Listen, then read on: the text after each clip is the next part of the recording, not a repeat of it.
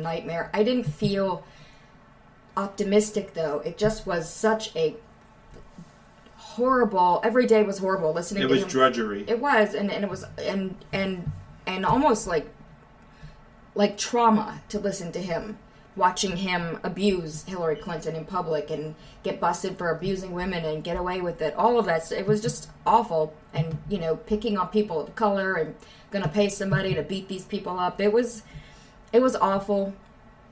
Now he's been in office for 2 years, and that kind of feeling has become normal. But for some reason, I feel really optimistic about this election. And I'm not saying that means anything, because that's not the same thing. Oh, there's... There he goes. We wanted to include Bo in the podcast, and there he is. That's our dog. That's the Politicus puppy.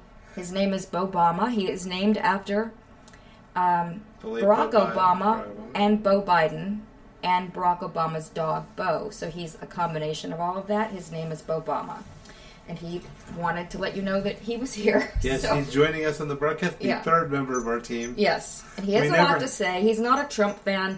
Every time Trump comes and talks, Bo runs over to kiss me on the nose because he knows I get upset. So yeah, every time when somebody yells Trump, he comes over and kisses me. He does.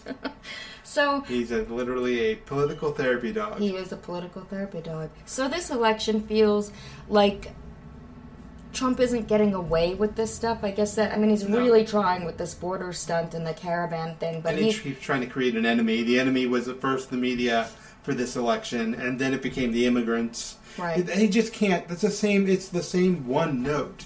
And when you're president, you can't deflect away from being president.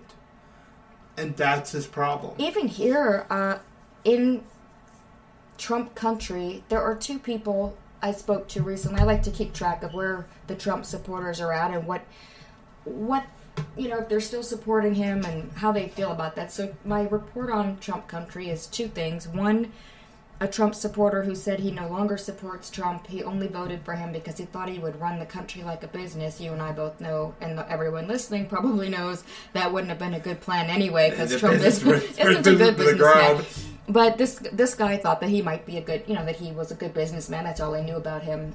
So no longer supporting him. And the number two Trump supporter that I spoke to is still supporting Trump, but is no longer enthusiastic about Trump. He doesn't talk about Trump anymore. Now it's all sort of demonizing Democrats and liberals, but he doesn't mention Trump. It's like that's kind of what's happened.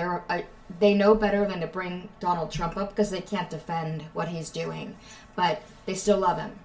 So do you think there's a correlation between the aftermath of the synagogue shooting and this election? Is there a visceral, emotional correlation? I do, and I don't think it's just here in Pittsburgh, because for anyone who had not yet realized that Donald Trump was a divider, that he is a dangerous leader, now if they're paying attention, if they care at all about that, and not everyone does, we see that far-right conservatives actually like this about him, so we're not expecting those people to wake up.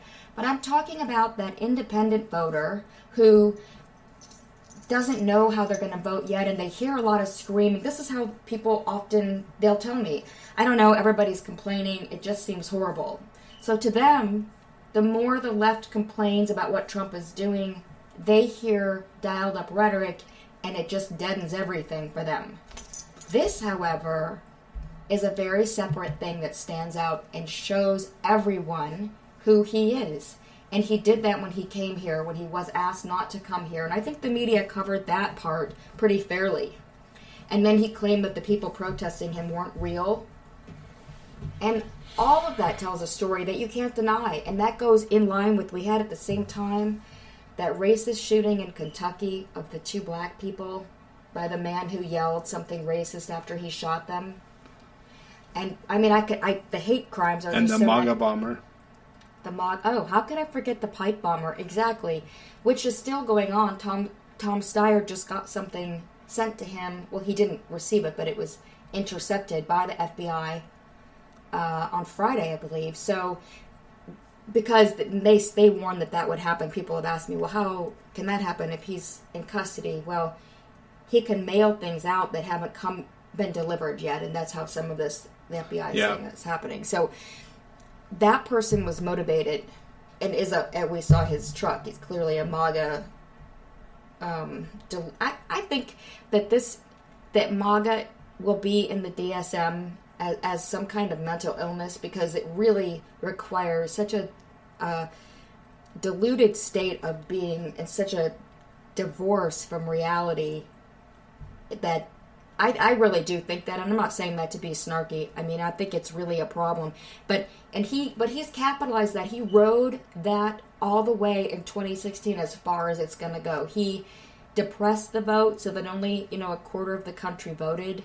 And that's how he got into office, just squeaking by, didn't win the popular vote, just squeaking by in 3 states. Less than 80,000 votes? Yeah, less than 80,000 votes. So I think the country's on to him. And I think that I think the pipe bomb was a big deal, but then it got quickly eclipsed because no one was hurt by that, by this horrible mass shooting at the Pittsburgh synagogue. And I think that has shown people, that is just, you can't deny the correlations of that with Hitler and with Nazi Germany. It's right there, and people don't want that here. They just don't. There's a kind of a hate and ugliness that most people don't want to get behind. No, there's something to the fact that what these... Trump was complaining at one of his rallies yesterday that the bomber and the shootings destroyed his momentum, that he was really racking it up and he was changing the course of the election. Then these events stopped his momentum, which, tells you, a lot about what he feels about his duties as president, and his lack of the listeners compassion. Can't see me, but my lip is literally curled up in such your biliatal curled up lip. Contempt. I can't even. I'm so disgusted by that. But the bigger problem is that he thinks that way. It underscored. Right. These events didn't stop his momentum. They underscored that, okay, I may think this is happening in the country, but, I'm still maybe on the fence, not quite 100% sure. And then mail bombings by a Trump supporter. And then a mass shooting of Jews by somebody who was influenced by the caravan, immigration, alien invasion rhetoric of Donald Trump, Fox News, and the conservative media. So in case you didn't get the point with the pipe bombings, right, the mass shooter followed up. Yeah. And I think that is what drove it home and made it crystal clear to people. I just still love that quote so much that the man who knew 2 of the victims told you. I did too. Let me read it again, because I want to close with that, actually. And I do want to tell people, I just want to be honest about things. I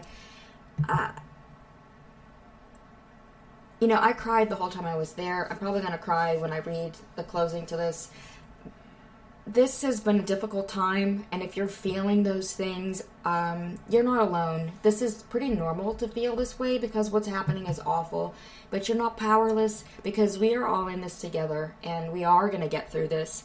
So, as Joseph Thomas told me, there are more good people than bad people, and you will see in this election, people are seeing what this man is all about.